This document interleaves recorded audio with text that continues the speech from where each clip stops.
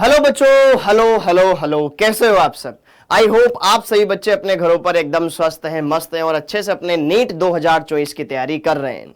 लेकिन अभी बहुत सारे बच्चे बार बार ये पूछते हैं कि सर हम नई एनसीईआरटी से नीट की तैयारी करें या फिर पुरानी एनसीईआरटी को फॉलो करें। तो यार आज मैं यही भेद आपको मैं बताने आया हूं, यही कुछ कुछ छोटी छोटी इंफॉर्मेशन है जो आज के सेशन में मैं आपको देने वाला हूं।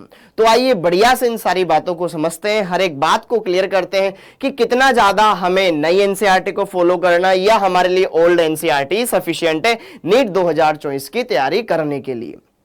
ओके तो यार जैसा कि नीट 2023 की मैं बात करूं तो नीट 2023 के अंदर बेटा आपका पुरानी एनसीईआरटी के अकॉर्डिंग ही सिलेबस आया था। उसमें कोई ऐसा मतलब सिलेबस रिड्यूस नहीं हुआ था कि आपको यह सोचना पड़े कि यार मैं ये चैप्टर पढ़ूं या ये चैप्टर ना पढ़ूं। लेकिन अगर मैं बात करूं यार नई एनसीईआरटी, अगर मैं बात करूं न्यू एनसीईआरटी, तो न्यू एनसीईआरटी के अकॉर्डिंग हमने ये देखा कि यार अगर मैं बात करूं यहां पर न्यू एनसीईआरटी, तो न्यू एनसीईआरटी में सर कुछ चैप्टर हटा दिए गए, सर कुछ चैप्टर्स रिड्यूस हो चुके हैं। तो जो चैप्टर रिड्यूस्ड हो चुके हैं या जो चैप्टर हटा दिए जा चुके हैं, तो क्या उनको मुझे पढ़ना है या नहीं पढ़ना है? क्लियर है? तो यार इनसे रिलेटेड क्या क्या जानकारी है जो कि आपके लिए जानना जरूरी है, आइए हम यहां पर बात करें। अभी बहुत सारे बच्चों के मन में ये डाउट्स आते हैं कि सर अभी हमें आप ये चैप्टर क्यों पढ़ा रहे हैं या हम इन चैप्टर को क्यों पढ़ें, क्या इन चैप्टर्स को पढ़ना जरूरी है। जैसे कि अगर मैं बात करूं केमिस्ट्री में, अगर मैं क्लास 12 की बात करूं तो solid state new NCERT syllabus से रिड्यूस कर दिया गया है, या मैं बात करूं पी ब्लॉक हो गया, या फिर मैं बात करूं मेटलर्जी वाला चैप्टर हो गया, या लास्ट वाले चैप्टर्स हो गए, उनको नई एनसीईआरटी में से हटा दिया गया है। तो क्या मुझे इनको पढ़ना होगा या फिर अगर मैं न्यू एनसीईआरटी को फॉलो करूं तो ही मेरा काम चल जाएगा? तो यार जैसे कि बच्चों देखो ध्यान से, अभी अभी एक लेटेस्ट बुलेटिन भी आया था, एक इंफॉर्मेशन भी आया था एनटीए के जरिए। उसमें उन्होंने ये साफ मेंशन किया हुआ है कि यार जैसे कि अगर मैं बात करूं पर्टिकुलर कोई भी सेक्शन हुआ, चाहे अगर हम बात करें चाहे फिजिक्स की, चाहे केमिस्ट्री की, चाहे बायोलॉजी की, हर एक पार्ट आपके दो सेक्शन में आता है, ठीक है, सेक्शन ए और सेक्शन बी। तो यहां पर इन्होंने ये क्लियरली मेंशन किया हुआ है, या फिर मैं बोलूं कि ये होने वाला है कि सेक्शन ए में तो आपका न्यू एनसीईआरटी के अकॉर्डिंग क्वेश्चंस पूछे जाएंगे। मतलब जैसे कि आपके टोटल ओवरऑल 50 क्वेश्चन आते हैं ना एक पार्ट से, अगर मैं बात करूं फिजिक्स में या केमिस्ट्री में 50-50 क्वेश्चन आएंगे। ओके, और अगर मैं यहां पे बायोलॉजी में बात करूं तो बायोलॉजी में भी दो सेक्शन होते हैं, जूलॉजी और बॉटनी। तो उनके अंदर जो सेक्शन ए वाला पार्ट है ये तो आपके न्यू एनसीईआरटी के अकॉर्डिंग रहने वाला है, न्यू एनसीईआरटी के अकॉर्डिंग रहने वाला है। जबकि जो सेक्शन बी है जिसमें आपके लगभग इसमें तो 35 क्वेश्चन आएंगे और इसमें पूछे जाएंगे आपसे 15 क्वेश्चन। ये जो सेक्शन बी वाला पोर्शन है बेटा, इसमें से आपको कोई 10 अटेम्प्ट करने होते हैं।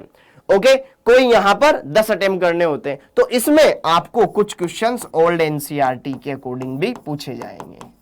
तो आपको ये क्लियरली पता हो जाना चाहिए कि अब हमें कौन सी एनसीईआरटी ज्यादा अच्छे तरीके से फॉलो करनी चाहिए, न्यू एनसीईआरटी या फिर ओल्ड एनसीईआरटी। क्योंकि ओल्ड एनसीईआरटी अगर हम पढ़ते हैं तो उसमें से ये नए चैप्टर तो वैसे ही उसमें इंक्लूड है। लेकिन अगर मैं बात करूं, अगर मैं न्यू एनसीईआरटी लेता हूं बेटा, तो कई बच्चे ऐसे होते हैं सिर्फ एनसीईआरटी को फॉलो करते हैं, सम तो एनसीईआरटी को ही फॉलो करते हैं। हमने 10 जगह सुना है न्यू एनसीईआरटी सबसे बढ़िया होती है, एनसीईआरटी सबसे बढ़िया होती है। सर क्या पढ़े? एनसीईआरटी पढ़ लो। ओके, ऐसा हमने सुना है। तो हम न्यू एनसीईआरटी खरीदे या ओल्ड एनसीईआरटी खरीदे? तो देखो यहां से सारी बातें क्लियर हो रही है कि ओल्ड एनसीईआरटी आपके लिए बहुत सही तरीके से सही है। ओके, आपको न्यू एनसीईआरटी खरीदनी नहीं चाहिए। जिन बच्चों के पास ओल्ड एनसीईआरटी है वो ओल्ड एनसीईआरटी को फॉलो करे बेटा, क्योंकि उसमें वो चैप्टर भी है जो आपके इस नए सिलेबस से हटा दिए गए हैं। वो इस नए सिलेबस में तो मिलेंगे नहीं, लेकिन उसमें तो है। अगर न्यू एनसीईआरटी आप खरीदोगे तो उसमें वो आपको चीजें देखने को मिलेगी ही नहीं। तो जिनके पास ओल्ड एनसीईआरटी है वो इसी को फॉलो करे बेटा।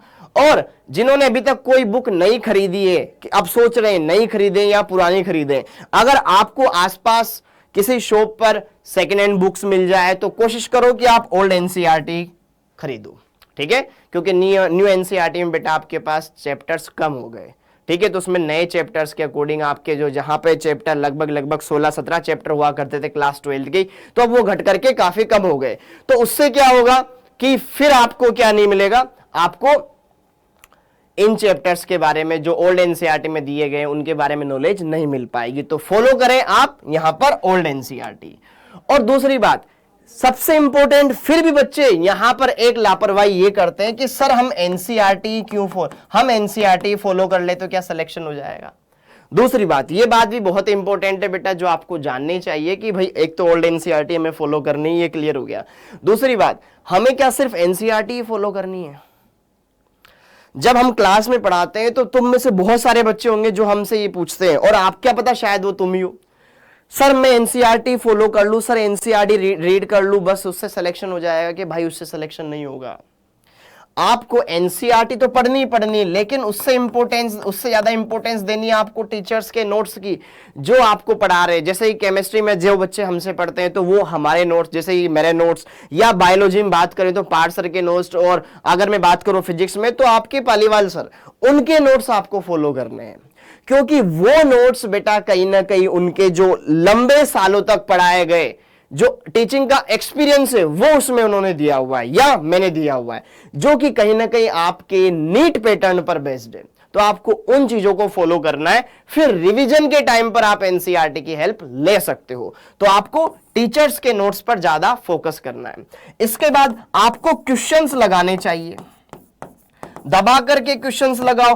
टेस्ट से कोई भी लापरवाही मत करो, टेस्ट दिए जाओ। हर बार भले नंबर कम आ रहे हैं, कोई बात नहीं, मेहनत करो, अगली बार बढ़िया नंबर लेकर आओ, लेकिन टेस्ट दो, ताकि आप एक सही तरीके से सिस्टमेटिक मैनर में पढ़ाई करते जाएं। और डेली के डेली बेटा या हफ्ते में कुछ टाइम ऐसा निकालें जिसमें आपका जो बैकलॉग हुआ है उसको क्लियर करते जाएं, ताकि ये वाली प्रॉब्लम लंबे टाइम तक चले ही ना। हो सकता है बीच में आपकी कभी तबीयत खराब हो जाए तो आपका कुछ टाइम तक पढ़ाई से थोड़ी डिस्टेंस हो जाए, तो आप क्या करो कि यार जब आप ठीक हो चुके हो तो अब क्या करना है, आपकी जिम्मेदारी बनती है। ये नहीं कि सर मेरा बैकलॉग हो गया है, अब मुझे कोई नया बैच दे दीजिए, सर मेरा बैच स्विच करवा दीजिए, सर मैं उस टाइम पर नहीं पढ़ पाया था, मेरी तबीयत खराब हो गई। तो बेटा ये बहाने तो आपके चलते रहेंगे। तो इससे बढ़िया ना बैकलॉग क्लियर कर लो। ओके, अच्छे से टीचर्स के नोट्स फॉलो करो, क्वेश्चंस लगाओ, टेस्ट दो, और फिर आपके एनसीईआरटी रीड करते रहो, शॉर्ट नोट्स बनाओ। कहां दिक्कत आती है? ओके, दिक्कत आती है तो सिर्फ कि सर बस हमें करना नहीं है। ओके, ये वाली बातें हैं, हमसे होता नहीं है, बहाने। तो बेटा इन चीजों को फॉलो कर लोगे तो डेफिनेटली आप क्या कर सकते हो, अच्छे से नीट 2024 कंप्लीट क्रैक कर सकते हो। तो इसी के साथ बेटा आप सभी का बहुत बहुत धन्यवाद। Thank you. जय हिंद।